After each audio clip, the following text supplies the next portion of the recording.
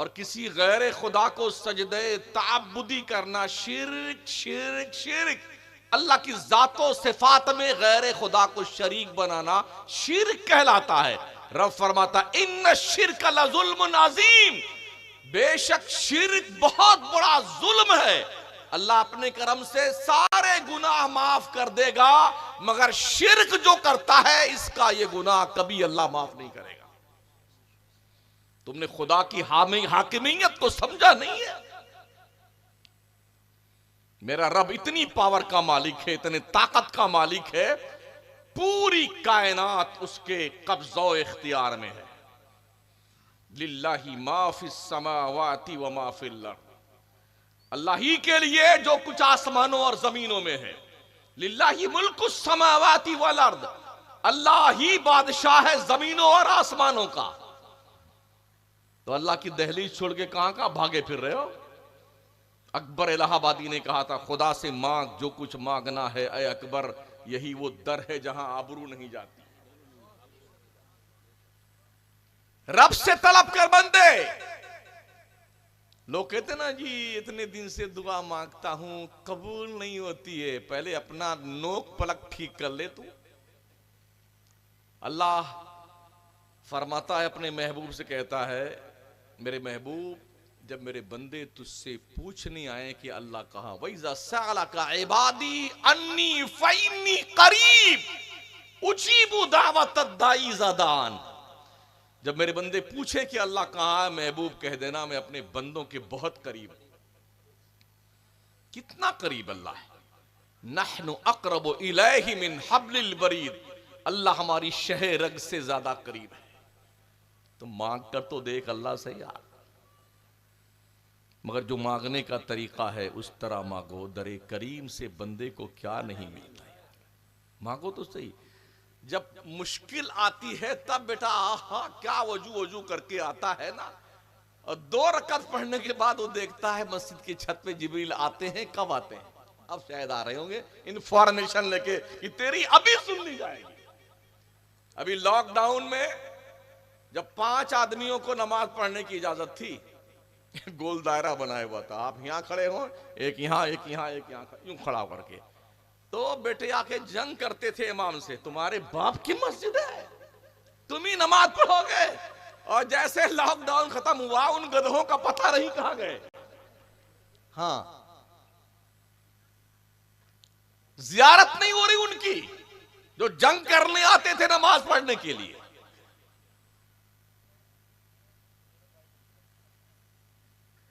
मोमिन तुझ पे नमाज फर्ज की गई है, अल्लाह की इबादत कर। एक मुसलमान और काफिर के बीच में फर्क सिर्फ नमाज का है।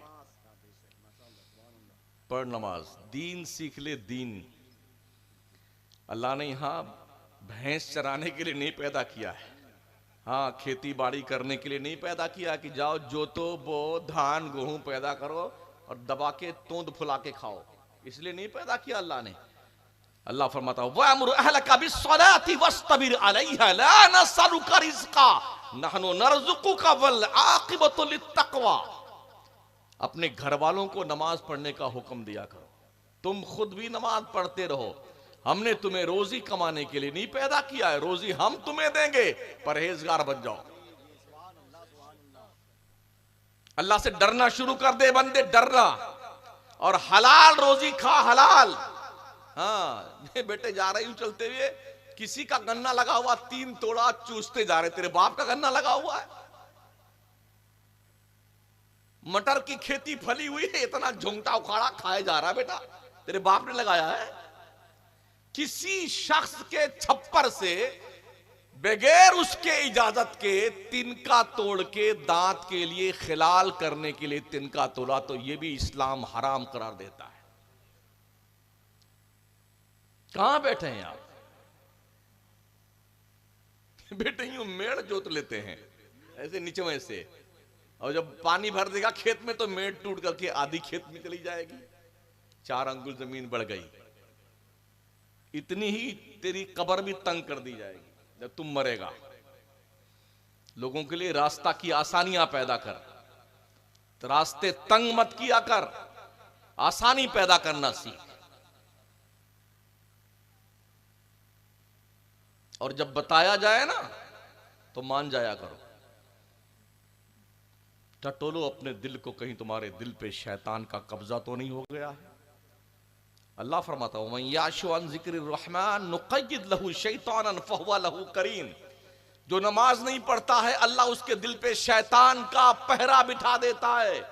ओ बेनमाजी सुन्नियों, अपने दिल में झांक कर देखो, अगर तुम नमाज नहीं पढ़ते हो तो तुम्हारे दिल पे शैतान का पहरा बिठाया गया है।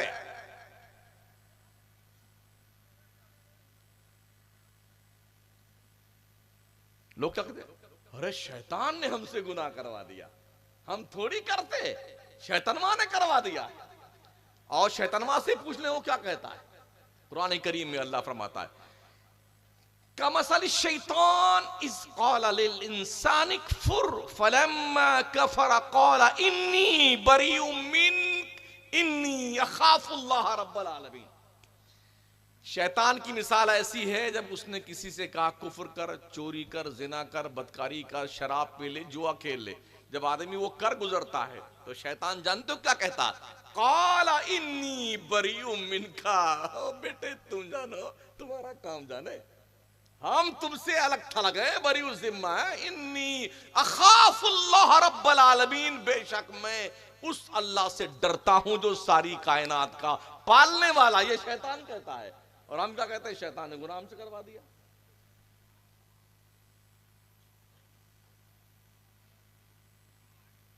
व इम्मा युनसियन्नका शैतान फला तक़उद बअद ज़िक्रा मअल क़ौमिज़ ज़ालिमीन। अगर शैतान के वरगला देने से तुमने गलत दोस्तों की महफिल अटेंड करनी शुरू कर दी है, बुरों की संगत तुमने इख्तियार कर ली है, तो तुम्हें जब बताया जाए बुरे दोस्तों की सोहबत से उठ करके अलग चले जाओ, नेक दोस्तों की सोहबत में बैठो।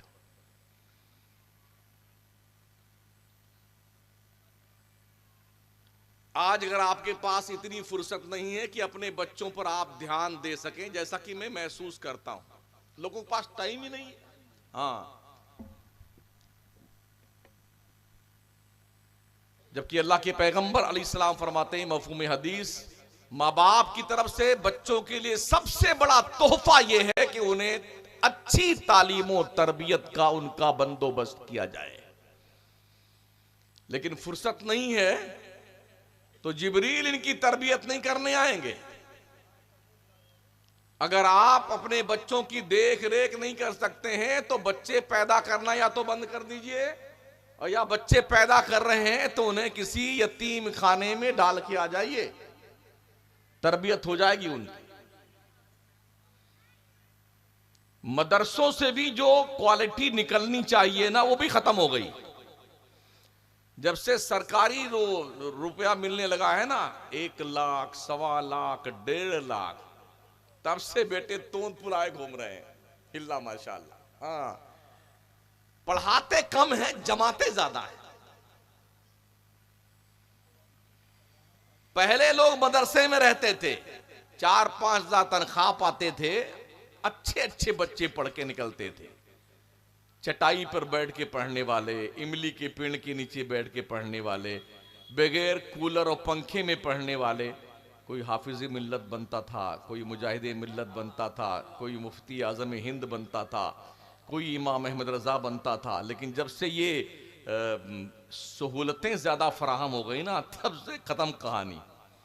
हम लोग भी पढ़ते थे तो दाल शरीफ के बर्तन में अगर गुस्ल कर लेते तो शायद किसी एक दाल से मुलाकात होती। जी, इतनी पतली दाल, इतनी पतली दाल कि गुस्ल करने के बाद पता नहीं चलता कि हमने दाल से गुस्ल किया है कि पानी से किया है। हाँ, 1 कटोरा भर के मिलती थी दाल, वही पी के पढ़ते थे। और आज अल्लाह अकबर, इतनी सारी सहूलतें होने के बाद भी बच्चे पढ़ने को तैयार नहीं, इसलिए कि हमने उनको गलत दोस्तों की सोहबत से दूर नहीं रखा है। अल्लाह ने यूं ही थोड़ी फरमाया है, या अय्युहल्लज़ीना आमनुत्तकुल्लाह व कूनू मअस सादिकीन, ईमान वालों, अल्लाह से डरो, सच्चों के साथी बन जाओ, अच्छे दोस्तों की महफिल में बैठा करो, अच्छे लोगों की महफिल में बैठा करो। और ऐ लोगों, बापो अपने बेटों से क्लोज होकर के उनके दिल पर नबी की वफादारी की तहरीर लिख दो, इससे पहले कि कोई रॉन्ग नंबर दोस्त उसके दिल पर गुनाहों की तहरीर लिखे। माओ बहनों, अपनी बेटियों से क्लोज होकर उनके दिलों पर कनीजान फातिमा की तहरीर लिख दो, इससे पहले कि कोई गर्लफ्रेंड बदकारी के डगर पे तुम्हारी बच्ची को लगा दे। अपनी बच्ची को ये कॉन्सेप्ट दे दो, तुम कनीजे फातिमा हो, तुम्हारा किरदार बहुत ऊंचा है। इससे ये सोचने की जरूरत है, ये फैसला करने की जरूरत है। हलाल रोजियां खाया करो, हराम खाने से शक्ल तो नहीं बिगड़ती है, नस्लें बिगड़ जाती हैं। नस्लें भाइयों के हक को हिसाब किताब से जोड़ करके दे दिया करो, जिसका जो हक आता है। चटनी रोटी खाओ ना यार, उसी में अल्लाह दम पैदा करता है। हाँ, इब्राहिम कंदूजी ने एक सूखी रोटी का टुकड़ा खिलाया था मोइनुद्दीन चिश्ती को, दिल की दुनिया इनकलाब पजीर हो गई थी। एक टुकड़ा था सूखी रोटी का, मगर हलाल का था। अल्लाह के मोहब्बत की ऐसी लगन लगी, सब बेच करके राह खुदा में निकल गए।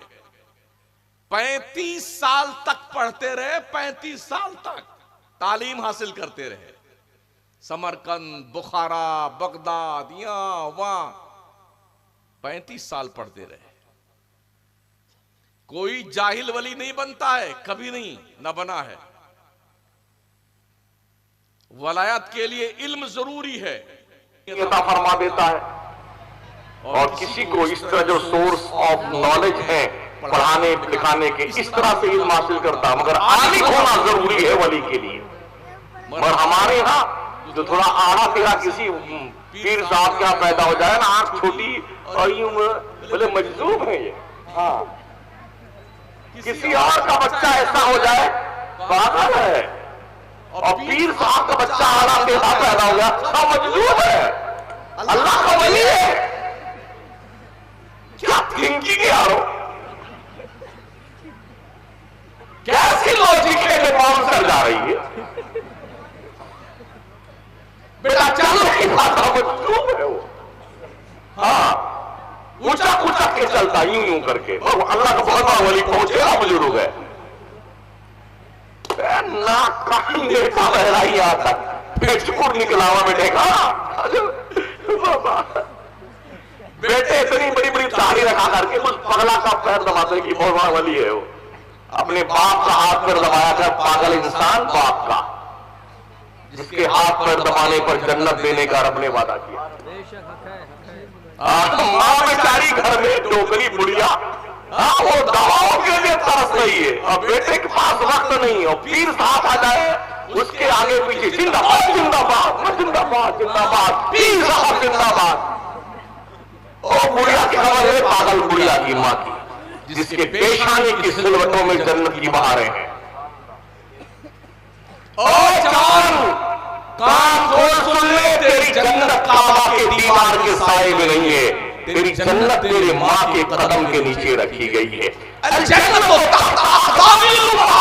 इस्लाम के पैगंबर ने फरमाया है, तुम्हारी जन्नत तुम्हारे माओ के कदमों के नीचे। बाप का मकाम मुस्तफा करीम ने बयान फरमाया, दुआए वालिदी लिवलदिही कदुआई लकुम। एक बाप की दुआ अपनी औलाद के लिए ऐसे होती है जैसे एक नबी की दुआ उसके उम्मत के लिए हुआ करती है। हजरत बाबा फरीद ने मां से पूछा, मां मुझे छुट्टी दे दे, मैं अल्लाह के राह में निकल जाऊं, कुछ साल मुजाहदा करूंगा, जंगल में रियाजत करूंगा ताकि मुझे अल्लाह मिल जाए। मां ने कहा जा बेटे जा, पढ़े निकल जा घर से। घर से निकले तो 12 साल जंगलों की घास खाते फिरते रहे, 12 साल अल्लाह अल्लाह करते रहे। 12 साल के बाद अपने मकान के सामने से गुजर रहे थे, याद आया कि माँ से मुलाकात हुई, 12 साल गुजर गए, चलो माँ से मिल करके चलते हैं। दरवाजे पे आए, तहज्जुद के वक्त दस्तक दी। माँ ने कहा, बेटा फरीद 12 साल के बाद आया था ना, बेटा फरीद आ रही हूं। माए अपने बच्चों के दस्तक की आवाज में पहचानती। दरवाजा खुला, माने बेटे क्या बात, खैरियत तो? जी मां। जिस काम के लिए निकला था वो तेरा काम पूरा हुआ कि नहीं हुआ? कहा मां अभी 12 साल में तो पूरा नहीं हुआ। मां ने दरवाजे पे खड़े खड़े तहज्जुद के वक्त अपने हाथ बुलंद किए रब के दरबार में, मेरे अल्लाह मेरा बेटा 12 साल से तेरी राह में निकला है, तुझे पाने के लिए अब तक तू उससे मिला नहीं है। इस बूढ़ी माँ की दुआ कबूल कर दे मौला, मेरे बच्चे की दुआ पूरी कर दे। माँ ने दुआ माँ के हाथ चेहरे पे फेरा तो अल्लाह ने मौत का ताज बढ़ा दिया। बेटे 12 साल की रियासत की भट्टी में तपने के बाद भी जो मकसूद हयात ना मिला बाबा फरीद को, माँ की दुआओं के चंद कलमात इस्तेमाल करने पे अल्लाह ने वो अर्ज़ मुद्दा पूरी कर दी। हम भागे भागे फिर रहे हैं। शादी हो गई गुट्टूरा लाठी, तो हम अम्मी को ध्यान ही नहीं देते बेटे। हाँ, बुढ़िया को करती रहती है और बेटे अपने बेगम के साथ सोफा आराम फरमा रहे सोफा सेट पे।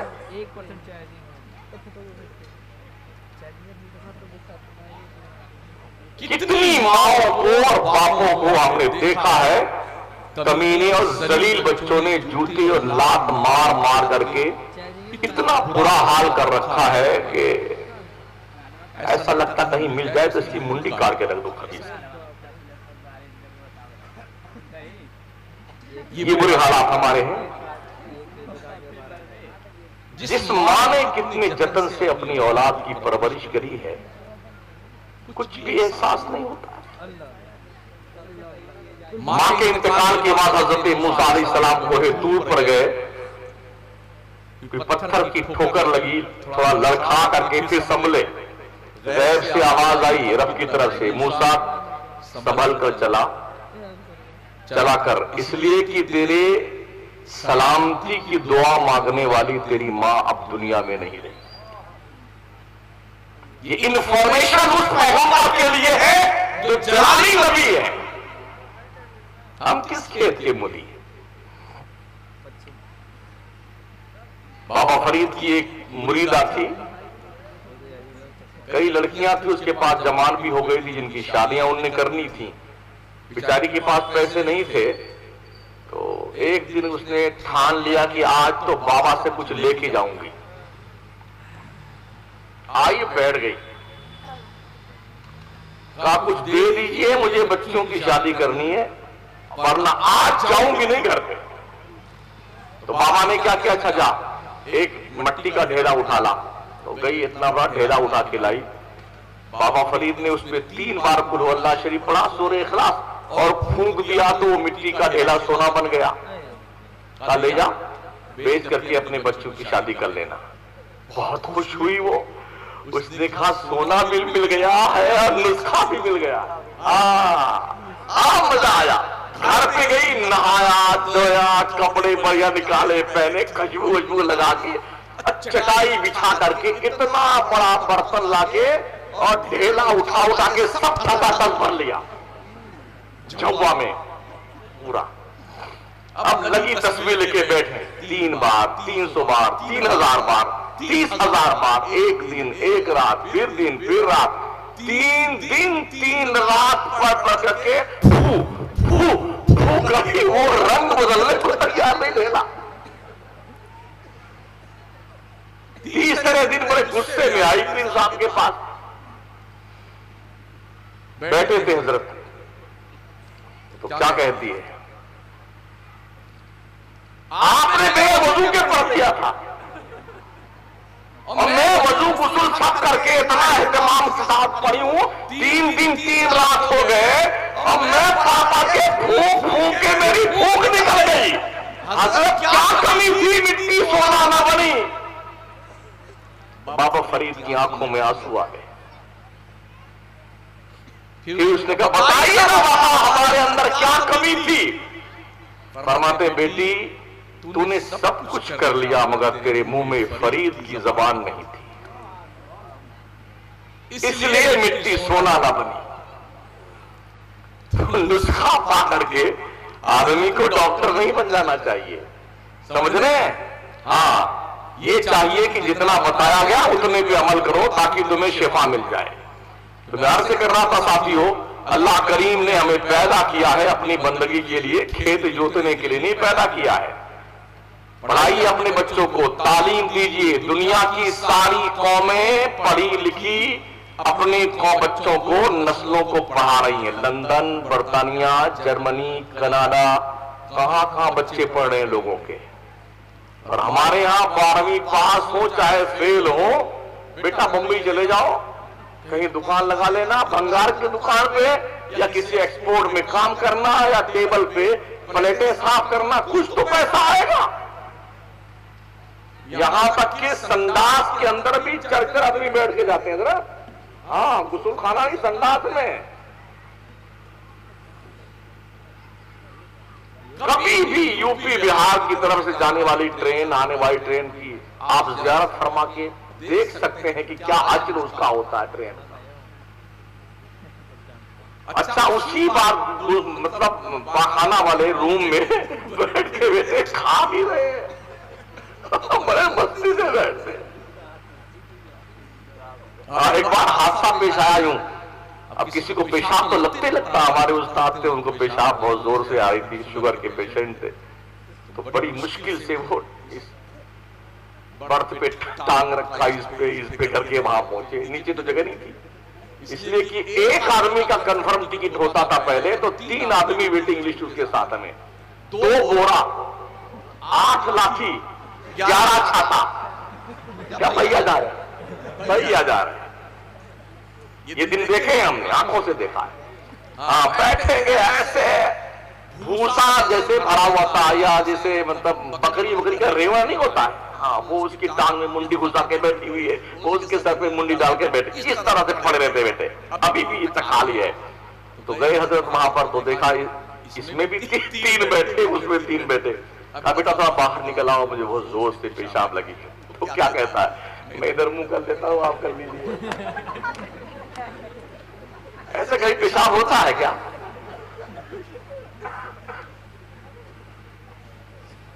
हम तालीम पे ध्यान नहीं देते। आप साउथ इंडिया जाए ना, किसी बोगी में एक्स्ट्रा एक भी कोई मुसाफिर सफर करता दिखा दीजिए मुझे। और हमारे यहां पुलिस वाले को भी 500 रुपया खिलाएंगे, टीटी को भी खिलाएंगे। कोई ऐसे जुटे हैं रोज खाने आ जाए, तुम भी 100 रुपया ले जाओ, मगर जाएगी। तालीम न होना कौम की जहालत का एक बेयन सबूत है, इसीलिए हमारा बाज़ाब्ता तौर पर इस्तेहसाल किया जाता है। इसलिए पढ़िए, तालीम हासिल कीजिए। तालीम किसी भी कौम को बुलंदी पे ले जाने का सबसे वाहिद जरिया है। दुनिया से आप ताकत में नहीं जीत सकते हैं, दुनिया के पास ताकत बहुत है, आपके पास नहीं। दुनिया से पैसे में आप नहीं जीत सकते हैं, दुनिया के पास पैसे बहुत है, आपके पास नहीं है। एक ही ऑप्शन बचता है, वो तालीम है। तालीम हासिल कीजिए। इस हथियार का तोड़ दुनिया में अब तक नहीं है। तालीम हासिल कीजिए। इतना